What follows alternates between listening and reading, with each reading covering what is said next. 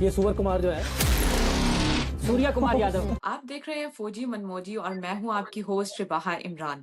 آج کا پہلا سوال سر، بات کریں گے ایشیا کپ کے حوالے سے۔ ہمارے جو ایک پلیئر ہیں انہوں نے ٹی وی سکرین پر آ کر بہت ہی کنٹروورشل سی سٹیٹمنٹ پاس کی ہے انڈین کپتان کے حوالے سے۔ سر کیا کہنا چاہیں گے؟ بہت ہی ان ایتھیکل سٹیٹمنٹ تھی اور بہت زیادہ وائرل بھی ہو رہی ہے انٹرنیشنلی، انڈیا میں، اور لوگ کرٹیسائز بھی کر رہے ہیں۔ اس پر آپ کا کیا اوپینین ہے؟ اچھا، بہت شکریہ۔ ایک تو آپ نے پروگرام کا آغاز اس طرح کیا کہ جیسے کوئی جو ہے نا روبوٹ بول رہا ہوتا ہے، تو مجھے نہیں پتا کہ ابھی آڈینس کہیں گے کہ یہ میجر صاحب نے جو ہے نا کہ وہ روبوٹ تو نہیں رکھی۔ اینی ویز، آپ نے کہا کنٹروورشل نہیں تھا ربا، بہت غلط بات تھی۔ آپ کسی بھی انسان کو جانور سے تشبیہ دے دیں، وہ اس لیے کہ ان صاحب کا جو نام ہے وہ ان کا ہے سوریا کمار یادیو، ٹھیک ہے جی۔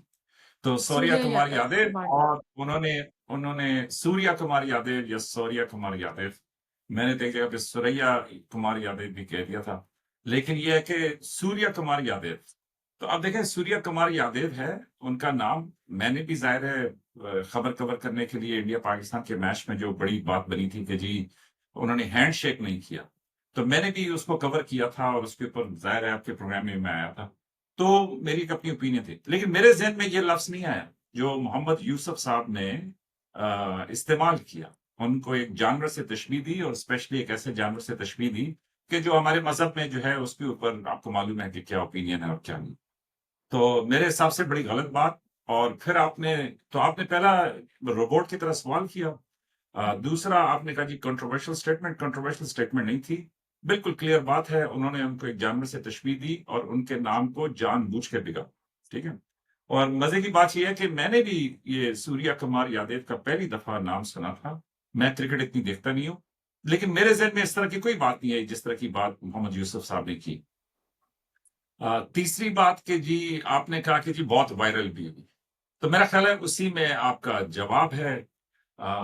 ہم بھی اسی طبقے میں آتے ہیں کہ جو کہتے ہیں نا کہ جی یہ جو سوشل میڈیا کرتے ہیں، ٹی وی کرتے ہیں، ڈرامے کرتے ہیں، سپورٹس کرتے ہیں، تو وہ یہ کہتے ہیں کہ یہ شہرت کے بھوکے ہوتے ہیں، ٹھیک ہے۔ ان کو مشہور ہونے کا شوق ہوتا ہے، ان کو چاہیے ہوتا ہے کہ لوگ ان کا نام سنیں۔ تو اب شہرت کے جب میں میڈیا میں نیا آیا تھا تو مجھے سمجھ آئی تھی کہ یا میں جب آپ کہہ لیں کہ ایک سادہ معصوم سا فوجی تھا، تو تب میرا یہ خیال تھا کہ جی ہر بندہ نا وہ سچائی کی تلاش میں ہے، معلومات لینے کی کوشش کرتا ہے، یہ ہے وہ ہے۔ جب میں میڈیا میں آیا تو مجھے پتا چلا کہ جی مشہور ہونا چاہیے، بدنام ہونا بھی مشہور ہونے میں ہی شامل ہے۔ کیوں کہ وہ مشہور محاورہ بھی ہے نا اردو کا کہ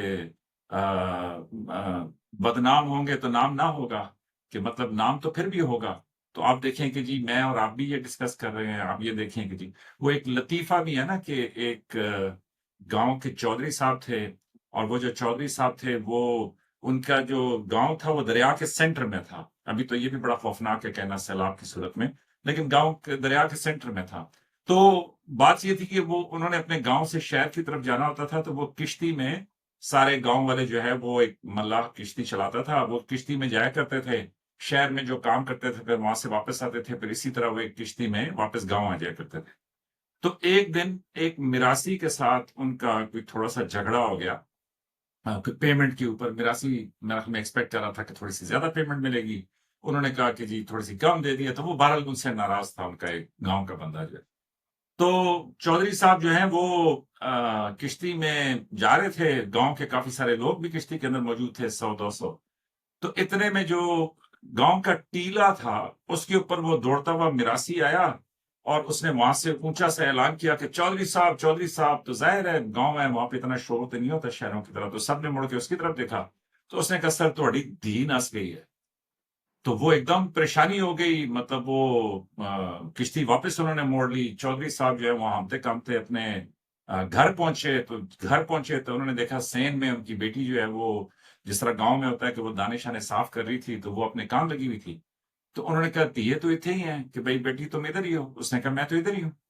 اس نے کہا شکر اللہ کا۔ تو ان کی سانس میں سانس آئی، تو اس نے کہا خیریت بابا جی؟ تو اس نے کوئی جواب نہیں دیا۔ تو پیچھے جو لوگ بھی ظاہر ہے ان کے ساتھ بھاگتے آئے تھے، تو وہ لوگوں نے کہا کہ چلیں جی چوہدری صاحب شکر کریں کہ بیٹی آپ کی گھر میں ہی ہے، تو کوئی ایسی مصیبت نہیں کھڑی ہوئی، کوئی مسئلہ نہیں ہو. تو وہ چودھری صاحب بیٹھ گئے تو انہوں نے کہا کہ جی وہ تو میں شکر کروں، لیکن وہ جو 200-400 بندے نے سن لیا ہے کہ میری بیٹی بھاگی ہے، اب ان کو کون جا کے ایک ایک کو بتائے گا کہ جی ایسا کچھ نہیں ہوا. آپ تو ظاہر ہے 5-10 لوگ میرے ساتھ آ گئے، لیکن باقی ساروں میں تو وہ بات پھیل گئی نا. آپ میری بات سمجھیے. تو یہ بھی ایک طریقہ ہوتا ہے کہ جی آپ ایک زمانے میں بڑے مشہور پلیئر تھے، اب آپ گمنامی کی دنیا میں ہیں، آپ کو مطلب شہرت چاہیے، تو بڑا اچھا انہوں نے طریقہ نکالا. اور میرا خیال میں، مطلب یہ میرا اپنا گمان ہے، میرے پاس کوئی پروف نہیں ہے اس کا، لیکن میرا خیال میں کہ دوبارہ سے زندگی حاصل کرنے کے لیے، وہ شہرت کی زندگی حاصل کرنے کے لیے انہوں نے ایسی بات کی ہو. اگر وہ وجہ نہیں ہے اور حقیقتاً انہوں نے اس طریقے سے ان کو کہا، تو تب بھی ربا اس پہ میں کیا، مطلب ایز اے پاکستانی مجھے تو کوئی اچھی بات نہیں لگی وہ. اور کیا کہ مطلب آج آپ گالی دیں گے تو کل کو دوسرا گالی دے گا، اور یہ ہمارا نہ معاشرہ ہے، نہ ہم اس کی ریفلیکشن ہے، نہ ہم اس کو اپریشیٹ کرتے ہیں. تو میرے حساب سے ہر لحاظ سے مطلب وہ جو آپ نے کہا نا کہ جی ہائیلی ان ایتھیکل بات. اور پھر ایک ریسپیکٹڈ آدمی کہ جو کرکٹ کی دنیا میں رہا ہے، سپر سٹار رہا ہے، پوری دنیا میں اس نے گیمز کھیلی ہیں، میچ کھیلے ہیں، انڈینز کے ساتھ انہوں نے میچ کھیلے ہیں. تو مجھے نہیں سمجھ آئی کہ یوسف صاحب جیسا بندہ جو ہے وہ اس طرح کی بات کیوں کرے گا. اور پھر یہ بھی ہے کہ جی میں تو یہ بات کر رہا تھا نا کہ جی ربا دیکھو انہوں نے ہاتھ نہیں ملایا نا، تو میرا تو نقطہ یہ تھا کہ جی بچوں تک میں آپ نے نفرت پیدا کر دی. تو میں تو ان کو برا بلا کہہ رہا تھا کہ جی آپ کو ہاتھ ملانا چاہیے تھا. مطلب فوجیں آپس میں لڑیں، باقی لوگ لڑیں تو سمجھ آتی ہے، لیکن جی آپ کیوں اس طرح کی نفرت جو ہے وہ بچوں تک ڈال رہے ہیں. اور پھر آپ ڈال تو دیں گے آج نفرت، وہ جو کہ ایزی کام ہے. یوسف صاحب نے گالی دے دی، وہ ایزی کام تھا، اس کو انڈو کرنا کتنا مشکل کام ہے. تو میں تو اس پہ تنقید کر رہا تھا بالکل ادھر. لیکن پھر کچھ لوگ یہ بھی کہیں گے کہ جناب جب وہ اس طرح کی حرکتیں کریں گے تو جواب یہی آئے گا. تو بس یہی ہے کہ جناب بس وہ کہہ رہے ہیں ہم کریں، یہ بس یہی چڑی چھکا جو ہے میرے خیال میں انڈیا پاکستان کا مقدر ہے. دونوں سائڈیں جو ہیں، مطلب اب کیا اس میں کہوں، تو میرے حساب سے ناٹ اے گریٹ. اور ہم بات کر رہے تھے ہائر مورل گراؤنڈ کی کہ جی اسپورٹس مین اسپرٹ ہے کہ جی آپ جو ہے وہ ہاتھ ملائیں اگلے پلیئر سے، چاہے آپ جیتے ہیں چاہے آپ ہارے ہیں. اور اس کیس میں تو یہ لوگ جیت گئے تھے. اور اسپورٹس مین اسپرٹ کی بات کرتے کرتے جو ہمارے اپنے اسپورٹس مین ہیں، انہوں نے کوئی ایسا اسپرٹ، ایک اسپرٹ ہوتا ہے نا جذبہ، تو ایک اسپرٹ ہوتا ہے جو پیٹرول کے اوپر ڈالتے ہیں نا، وہ جو ہسپتالوں میں زخموں کے اوپر ڈالتے ہیں، وہ بڑا فلیمیبل ہوتا ہے کہ بھئی آگ کے اوپر. تو یوسف صاحب نے آگ کے اوپر نا وہ والا اسپرٹ ڈال دیا، تو وہ اب آگ ایسی بھڑک اٹھی ہے کہ بس ادھر سے بھی گالیاں ادھر سے بھی گالیاں، بس یہی چل رہا ہے دونوں سائڈوں کے اوپر. تو وہ کرکٹ کافی پیچھے رہ گئی ہے، باقی چیزیں پیچھے. لیکن ٹو بی آنےسٹ، کنسیڈرنگ کہ ہی از اے سینئر پلیئر، کنسیڈرنگ کہ ایک سمجھدار آدمی ہے، کنسیڈرنگ کہ وہ اتنا ایکسپوجر رکھتے ہیں، تو کوئی اور آدمی یہ حرکت کرتا تو یہ یوسف صاحب جو ہے اس کے پھٹے توڑ دیتے. لیکن خود انہوں نے یہ نہیں سمجھ آئی کہ کیسے انہوں نے اس طرح کی بات کر دی. بالکل سر. سر آج کا دوسرا سوال آپ سے یہ ہے کہ ہمارے اسحاق ڈار صاحب نے انڈیا کے حوالے سے جو اسٹیٹمنٹ سنی، جو کنفرم کیا کہ انڈیا جو ہے وہ ٹاپ نہیں چاہتے، اس پر آپ کیا اپنا اوپینین رکھتے ہیں سر؟ نہیں، وہ میرا خیال میں اسحاق ڈار صاحب کی اسٹیٹمنٹ جو ہے نا، وہ انڈین میڈیا میں بھی، اور وہ ابھی میرا خیال میں کہ آپ کے اس پہ بھی وہ پروگرام ہے، تو یہ ان کی آؤٹ آف کانٹیکٹ اسٹیٹمنٹ کو پیش کیا گیا. اسحاق ڈار صاحب نے صرف یہ کہا کہ جی 10 مئی کو مارکو روبیو صاحب کی کال آئی، انہوں نے انڈیا کی طرف سے سیز فائر کی بات چیت کی. اور اسحاق ڈار صاحب نے پہلے بھی یہی کہا تھا، 22 اگست کو بھی ان کا ایک بیان ہے، اس سے پہلے جولائی میں بھی ہے، اس سے پہلے مئی میں بھی ہے، اور وہ کنسسٹنٹلی اسی طریقے سے بات کر رہے ہیں. تو وہ یہ کہتے ہیں کہ جی ہم نے کہا کہ جی ہم نے نہ شروع کی تھی تو نہ ہمیں کوئی اعتراض ہے ختم کرنے کے اوپر، تو اس لیے ہم نے ریڈیلی اس کو ایکسیپٹ کر لیا سیز فائر کو. اور پھر D G M O level پہ بات چیت ہو کے جو اس کی موڈیلٹیز تھیں پریکٹیکل، کہ جی جو فوج کے جرنیل تھے انہوں نے طے کیا کہ کس کس طریقے سے ہم ڈی ایسکیلیٹ کریں گے. ظاہر ہے ان کو پتا تھا کون سے ہتھیار کہاں پہ ہیں اور کس جگہ پہ کیا کام کریں. تو فنکشنلی انہوں نے وہ ریزالو کیا. لیکن یہ جو ڈپٹی پرائم منسٹر تھے، ان کی وہ جو مارکو روبیو سے بات ہوئی، تو وہ تو کنسسٹنٹ بیان اسحاق ڈار صاحب کا اسی طریقے سے. ہاں یہ ضرور ہے کہ اسحاق ڈار صاحب کو مارکو روبیو صاحب نے 10 مئی کو یہ بھی کہا، جو ایک اضافی بات ہے اس میں، کہ جی انڈیا اور پاکستان کے کسی انڈیپینڈنٹ جگہ کے اوپر آپس میں وہ بات چیت ہوگی، مذاکرات ہوں گے کہ جی جس میں دونوں پارٹیز جو ہے نا وہ بائیلیٹرل بات چیت کریں گے، کیونکہ انڈیا ہمیشہ یہ کہتا ہے کہ جی ہم نے ایک دوسرے کے ساتھ ڈائریکٹ بات چیت کرنی ہے، ہمارا آپس کا مسئلہ ہے۔ تو اس میں بھی ان کا ایک پولیٹیکل اینگل ہے، وہ اس لیے کہ وہ انٹرنیشنلائز نہیں کرنا چاہتے ایشوز کو۔ انٹرنیشنلائز جب کرتے ہیں تو وہ پھر پاکستان کو وہاں پہ مطلب زیادہ وہ ملتی ہے، طاقت ملتی ہے۔ بھلے یہ کہیں کہ جی ہم پاگل ہیں، دنیا میں کوئی ہم سے بات نہیں کرتا، ہم ٹیررسٹ ہیں، آتنکوادی ہیں، جو مرضی ہے یہ کہیں، لیکن پاکستان انٹرنیشنل فورمز کے اوپر ابھی آپ نے دیکھا کہ وہ جو عاصم افتخار صاحب نے پاکستان کے ایمبیسڈر، انہوں نے کس طریقے سے بات کی اسرائیل کے ایمبیسڈر کے ساتھ، اور پھر اس کے بعد آپ یہ بھی دیکھیں کہ وہ ایک ٹک ٹاک پہ ویڈیو دیکھ رہا تھا، اس میں کہا کہ جی پاکستان جو ہے پہلا ملک ہے کہ جس سے اسرائیل نے باقاعدہ معذرت کی ہے، اور وہ تھوڑا سا اس نے اینگل دیا، معذرت اس طرح کی کہ وہ اسرائیل کے جو ایمبیسڈر تھے انہوں نے کہا کہ جی میرا خیال میں کہ جو میرے کولیگ ہیں وہ پاکستان کے ایمبیسڈر عاصم صاحب کی طرف اشارہ تھا کہ جی ان کو میری بات سمجھ نہیں آئی تو میں اس کے لیے معذرت خواہ ہوں، یہ انہوں نے کی، یا وہ میری بات کو سمجھ نہیں سکے۔ لیکن وہ ٹک ٹاک پہ نا لوگ، آپ کو پتہ ہے کہ اچھے سٹائل میں وہ بات کو جو ہے نا بدل کر دیتے۔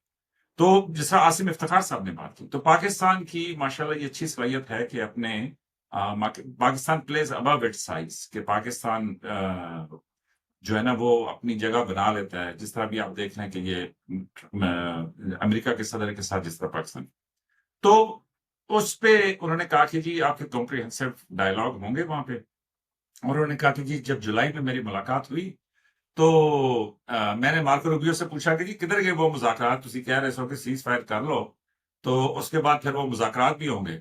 تو وہ انہوں نے کہا کہ یار وہ انڈینز جو ہے نا وہ بائیلیٹرل اس کے اوپر بلیو کرتے ہیں، وہ کہتے ہیں کہ جی ہم آپس میں، ہم آپ چھوڑیں جی، ہم انڈیا پاکستان کے ساتھ جو ہے خود وہ کر لیں گے۔ تو اب اس سارے کو انڈین میڈیا جو ہے وہ بڑے زبردست طریقے سے ٹویسٹ کر کے کٹ پیسٹ کہ جی پہلی بات آگے اور اگلی بات پیچھے لگا کے، تو وہ یہ پیش کر رہے ہیں کہ دیکھیں جی مارکو روبیو صاحب نے تو کہہ دیا کہ جی انڈیا جو ہے وہ نہیں مانتا، تو اگر یہ کہہ رہے ہیں کہ جی سیز فائر تو ہم نے تو وہ بھی نہیں مانا۔ حالانکہ وہ دو علیحدہ باتیں ہیں۔ 10 مئی والی کال کا ذکر ہے، اس کال میں 2 باتوں کا ذکر ہے، اور اس کے بعد 25 جولائی کو دوبارہ۔ تو دیکھیں نا یہ جو ڈپٹی پرائم منسٹر ہیں یا یہ جو لوگ ہیں، پھر وہ یہاں پہ سارے مذاق اڑاتے ہیں نا کہ دیکھیے یہ پرچی سے پڑھتا ہے، اس کو جو ہے نا ایسا نہیں ہے کہ اس کو آتا کچھ نہیں ہے، اور ایسا بھی نہیں ہے کہ اس کو پتا کچھ نہیں ہے۔ اگر وہ لاکھوں لوگوں سے ووٹ لے کے پرائم منسٹر آف پاکستان بنتا ہے اور وہ پرچی سے پڑھ رہا ہے، تو وہ اس لیے پڑھ رہا ہے بھائی کہ آپ کی بات چیت کو لوگ کئی اینگل میں پیش کر سکتے ہیں، آپ سمجھ نہیں ہے۔ اور یہ صحافی، اب تو ہم بھی اسی اس میں آ جائیں گے کہ کامنٹیٹر کہہ لیں، صحافی کریں گے، یہ تو بات میں سے بات نکالتے ہیں نا، بات کی کھال اتارتے ہیں، مطلب یہی دھندا ہے، یہ روزی ہے، یہی سب کچھ ہے، ہر طرح سے ٹویسٹ کرتے ہیں۔